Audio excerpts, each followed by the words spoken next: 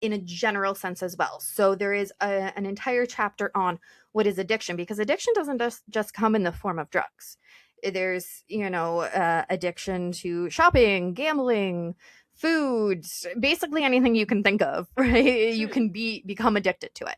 Right. So Basically, anything that you can't possibly live without, that yeah, you can't break off for a period of time without it drawing you back in, is how I would exactly. define that.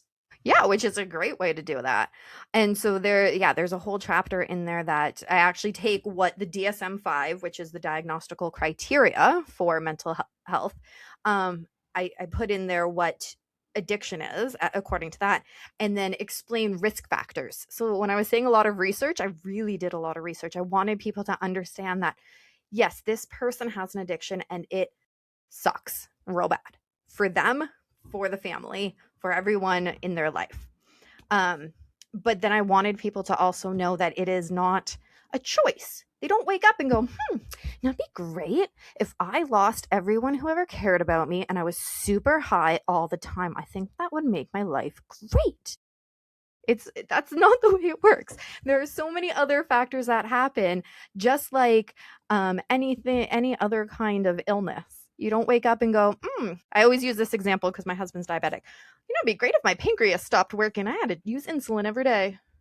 That is definitely not what happened. He does not like having to use insulin. Worst diabetic ever.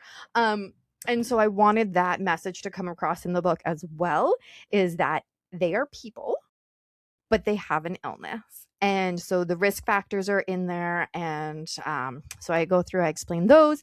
And then again, a lot of forgiveness stuff and coping strategies. And the coping strategies, yes, they were things I used when he had died, but they are things that you can use while they are alive.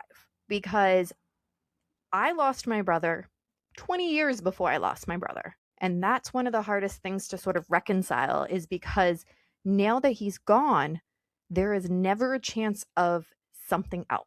There's never a chance of getting back to what we were 20 years ago. And so in that book, there is, like I said, the coping strategies at the end that are very much expanded from edition one. I wanted to spend a lot more time on those because it is so important to understand that these coping strategies are things that you can use long before the person is dead, when they are still going through it, and you have to make that separation. You have to deal with that separation because they're your family. They're maybe your best friend. They're maybe your kid. Like you have to figure out what's going to keep you going while knowing that there's not a heck of a lot you can do for them because they need other help. Right. Well, and it's always been said, until they themselves realize that they need the help and want to make the change, Mm-hmm. there's nothing you can do other than be supportive of that change. Right? Exactly.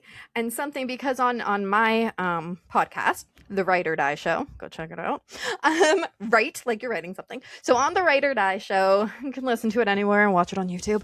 I interview other writers. We talk about mental health. That's what the show is. It's all about mental health. So I've talked to a ton of people who have been through addiction. So they're on more the recovery side by the time they come on my show.